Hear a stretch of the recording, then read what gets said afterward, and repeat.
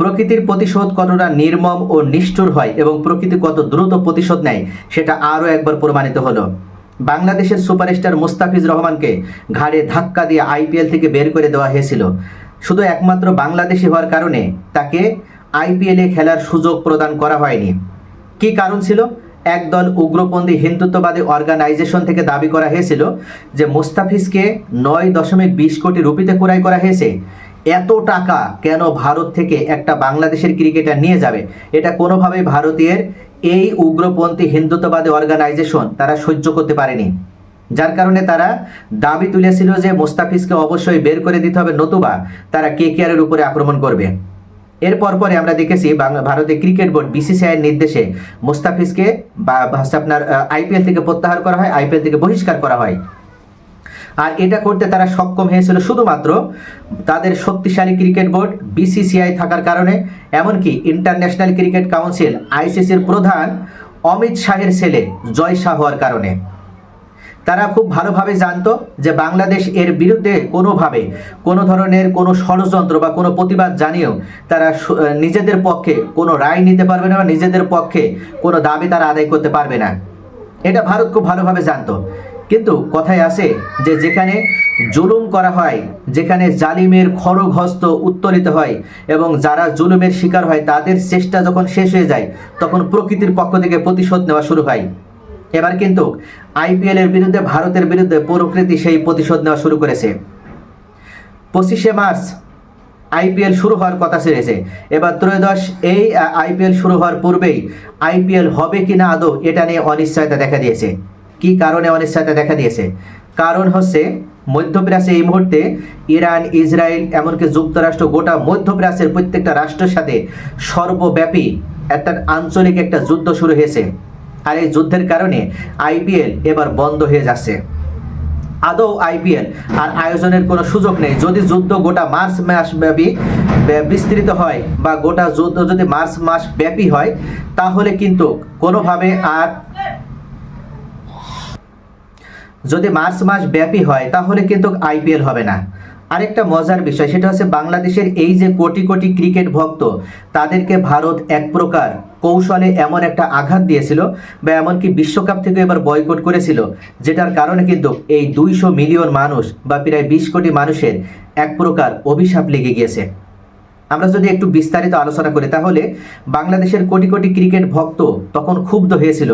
কোন সময় ক্ষুব্ধ হয়েছিল? যখন মুস্তাফিজকে বহিষ্কার করা হয়, যখন হঠাৎ করে আইপিএল থেকে বাদ দেওয়া হয়েছিল বাংলাদেশের তারকা পেসার মুস্তাফিজুর রহমানকে। কিন্তু অবাক করা ব্যাপার হলো আজ সেই আইপিএলে দাঁড়িয়ে গেছে বড় অনিশ্চয়তার মুখে। কারণ মধ্যপ্রাচ্যে যে ভয়াবহ যুদ্ধ, এই যুদ্ধের কারণে আমরা খুব ভালোভাবে জানি যে আইপিএল নামক যে ফ্র্যাঞ্চাইজি লিগটা অনুষ্ঠিত হয় সেখানে যে সমস্ত বিদেশি ক্রিকেটার অংশগ্রহণ করে তাদের বেশিরভাগ বা প্রত্যেকেরই প্রায় দুবাই হয়ে ভারতে আসতে হয়। কিন্তু দুবাই যে যুদ্ধটা চলছে যার কারণে আন্তর্জাতিক রুট বা আন্তর্জাতিক ফ্লাইটগুলো কিন্তু এখন সম্পূর্ণ বন্ধ রয়েছে। সীমিত পরিসরে চললেও সেটা খুবই সীমিত সংখ্যক।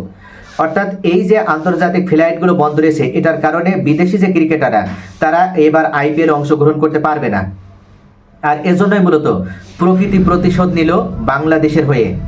মুস্তাফিজকে কেন বাদ দেওয়া হয়েছিল এটা নিয়ে আমরা যেমন আজকে একটু আলোচনা করেছি, পাশাপাশি বাংলাদেশ কেন আইপিএল সম্প্রচার বন্ধ করেছিল, মধ্যপ্রাচ্যের যুদ্ধ কিভাবে ক্রিকেটকে আঘাত করছে, আইপিএল কি সত্যিই বাতিল হয়ে যাবে, এ সম্পর্কে ক্রিকেটের রাজনীতি কোথায় গিয়ে দাঁড়িয়েছে একদম বিস্তারিত আজকের ভিডিওতে আমি তুলে ধরবো। 2026 সালের শুরুতেই বড় বিতর্ক তৈরি হয় ক্রিকেট দুনিয়ায়। তখন মুস্তাফিজুর রহমানকে নিয়ে এই বিতর্কটা শুরু হয়েছিল এবং যার রেশ আমরা দেখেছি একবারে বিশ্বকাপ পর্যন্ত গড়িয়েছিল। টি-20 বিশ্বকাপ ক্রিকেট ভারতে শুরু হয়েছে, কিন্তু বড় বিষয় হচ্ছে এই ভারতে বিশ্বকাপ ক্রিকেটে বাংলাদেশ নিজেদের নাম প্রত্যাহার করে নেয়নি। কিন্তু বাংলাদেশের পক্ষ থেকে একটা দাবি জানানো হয় যেখানে আমাদের একজন ক্রিকেটারের নিরাপত্তা নিশ্চিত করতে না পারার কারণে ভারত বা ভারতীয় ক্রিকেট বোর্ড আমাদের মুস্তাফিজকে আইপিএল থেকে বহিষ্কার করেছে।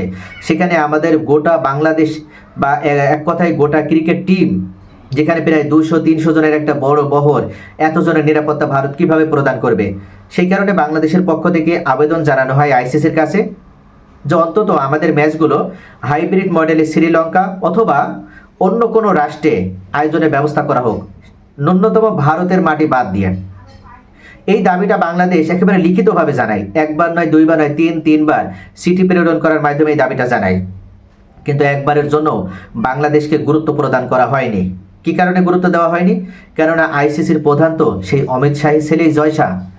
জয় শাহ চেয়েছিল যে যেভাবে হোক বাংলাদেশকে ভারতের মাটিতে এনেই খেলতে বাধ্য করা হবে, কিন্তু বাংলাদেশ অনড় অবস্থান ধরে রেখেছিল।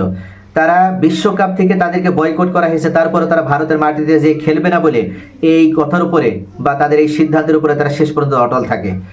যে কারণে আমরা এবার 200 মিলিয়ন মানুষের একটা বিশাল দেশের জনগণ সম্পূর্ণভাবে এবার বিশ্বকাপ ক্রিকেট থেকে তারা বঞ্চিত হয়েছে, বিশ্বকাপ ক্রিকেট দেখা থেকে তারা বঞ্চিত হয়েছে, তাদের আবেগ ভালোবাসার জায়গা থেকে তারা বঞ্চিত হয়েছে। তাদের প্রিয় দল এবার বিশ্বকাপে কোনো ধরনের প্রতিনিধিত্ব করতে পারেনি। বাংলাদেশের এই সিদ্ধান্তের পরপরই কিন্তু সকল জায়গা থেকে বিশ্বের প্রত্যেকটা ক্রিকেট প্রেমী ব্যক্তি, ক্রিকেট সুপারস্টাররা তারা সকলে কিন্তু প্রতিবাদ জানানো শুরু করে। আমরা দেখেছি রিকি পন্টিং থেকে শুরু করে, এমনকি ক্রিস গেইল থেকে শুরু করে, কেন উইলিয়ামসন থেকে শুরু করে, খোদ ভারতীয় সুরেশ রায়না, এছাড়া সঞ্জয় মঞ্জরকার, অনিল কুম্বলে, তারা সকলেই কিন্তু বাংলাদেশের হয়ে কথা বলেছিল। তারা উল্লেখ করেছিল ভারত চাইলেই খুব সহজে বাংলাদেশকে এবার বিশ্বকাপে খেলার সুযোগ দিতে পারত, কিন্তু ভারত সেটা চায়নি, ভারত সেটা করেনি। ভারত নিজেদের ইগো দেখিয়েছে, যে কারণে বাংলাদেশের মতন একটা ক্রিকেট পাগল দেশকে এবার বিশ্বকাপ থেকে বঞ্চিত হতে হয়েছে। আর এই সময়ে কিন্তু যে আইপিএল নিয়ে এতটা বিস্তার লাভ করেছিল, যে আইপিএল নিয়ে এতটা বিতর্ক শুরু হয়েছিল, যেখানে মুস্তাফিজকে বহিষ্কার করা হয়েছিল, বাংলাদেশকে বিশ্বকাপ থেকে ভারত কৌশলে বহিষ্কার করেছিল, সেই আইপিএলই এবার আর হচ্ছে না। এক প্রকার শতভাগ নিশ্চিত যে এবার আইপিএল হবে না, যদি মার্চ মাসটা গোটাটাই যুদ্ধ লেগে থাকে। যদি হয়ও সেক্ষেত্রে এপ্রিল মে মাসের দিকে ছাড়া আর নতুন করে আইপিএল হওয়ার কোনো সম্ভাবনা নেই। তবে যুদ্ধের যে পরিস্থিতি, যুদ্ধের যে পরিবেশ, তাতে করে মনে হচ্ছে যে এই যুদ্ধ একটা স্থায়ী যুদ্ধের রূপ নিচ্ছে। আজকের একটা অন্যতম নিউজ হচ্ছে 2500 মার্কিন মেরিন সেনা এবার মার্কিন যুক্তরাষ্ট্র ইরানকে উদ্দেশ্য করে নিয়োজিত করতে যাচ্ছে। তাদের উদ্দেশ্য এবার ইরানে হামলা চালিয়ে ইরানের কিছু ভূখণ্ড দখল করে নেবে। যদি এটা হয়ে থাকে তাহলে ইরান কিন্তু প্রতিরোধ করবে, আর এমনটা হলেই কিন্তু পাল্টা দেখা যায় আক্রমণ, প্রতি আক্রমণ, পাল্টা আক্রমণের ভিতরে যুদ্ধ চলতে থাকবে। আর এক্ষেত্রে যুদ্ধটা একটা সর্বব্যাপী রূপ নেবে, যেখানে গোটা মধ্যপ্রাচ্যের যুদ্ধ আরও বিস্তৃতভাবে ছড়িয়ে পড়বে। বাহরাইন সৌদি আরবের ফর্মুলা 1 গ্রি বাতিল হওয়ারও সম্ভাবনা তৈরি হয়েছে, অর্থাৎ তাদের যে মধ্যপ্রাচ্যে যে বড় ক্রীড়া আয়োজনগুলো সেগুলো এখন বাতিল। কারণ নিরাপত্তা ঝুঁকি, ক্ষেপণাস্ত্র হামলার ভয়, এমনকি ভ্রমণ সমস্যা। যদি ফর্মুলা 1-এর মতন বড় আয়োজনও থেমে যেতে পারে, তাহলে প্রশ্ন উঠেছে আইপিএল কি নিরাপদ? মধ্যপ্রাচ্যের যুদ্ধের বড় প্রভাব পড়েছে কিন্তু বিমান চলাচল, এটা আমি আগেই বলেছি। এখন কিন্তু আর বিমান সেভাবে চলছে না, আর এটার কারণে আইপিএল আয়োজন আর কোনোভাবেই সম্ভব হবে না। এই যুদ্ধের কারণে ইতিমধ্যে কয়েকটি ক্রিকেট সিরিজও স্থগিত হয়েছে। শ্রীলঙ্কা এবং আফগানিস্তান ক্রিকেট সিরিজ সংযুক্ত আরব আমিরাতে হওয়ার কথা ছিল, সেটা স্থগিত হয়েছে, এমনকি অনির্দিষ্টকালের জন্য স্থগিত করা হয়েছে। আইপিএল শুধু একটি ক্রিকেট টুর্নামেন্ট নয়, এটা একটি বহু বিলিয়ন ডলারের ব্যবসা। এতে জড়িত আন্তর্জাতিক খেলোয়াড়, বিদেশি স্পন্সর, টিভি সম্প্রচার, এমনকি বড় বড় কর্পোরেট। কিন্তু যুদ্ধের কারণে কয়েকটি বড় সমস্যা তৈরি হয়েছে। এক হচ্ছে বিমান চলাচল সংকট, জ্বালানি সরবরাহ সমস্যা এবং আন্তর্জাতিক খেলোয়াড়দের নিরাপত্তা। এমনকি ভারতের ভেতরেও জ্বালানি সংকট দেখা দিয়েছে। আইপিএল কর্তৃপক্ষ পরিস্থিতি ইতিমধ্যে পর্যালোচনা করছে।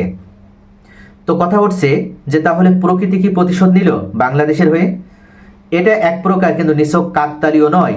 মনে রাখতে হবে যে অবশ্যই প্রকৃতি যাদের জুলুমের শিকার হয় তাদের পক্ষ হয়ে কোনো না কোনো সময় ঠিকই কিন্তু তারা প্রতিবাদ করে। ক্রিকেট বিশ্লেষকদের অভিমত, এই মুহূর্তে প্রকৃতি বাংলাদেশের পক্ষ হয়ে ভারতকে একটা চরম শিক্ষা দিল, আইপিএল কর্তৃপক্ষকে চরম একটি শিক্ষা দিল। আর পরবর্তীতে কেউ কখনো যেন এভাবে বাংলাদেশের সাথে যে অন্যায়টা হয়েছে, ভারত যে অন্যায়টা করেছে, এমন অন্যায় যেন করার সাহস না দেখায়। এটাই মূলত প্রকৃতি দেখাতে চেয়েছে। তো প্রিয় দর্শক, আপনাদের কি মনে হয় আসলে আইপিএল সম্প্রচার এই যুদ্ধের কারণে কি এবার পুরোপুরি বন্ধ হয়ে যাবে এবং আইপিএল এবার কি আর অনুষ্ঠিত হবে না?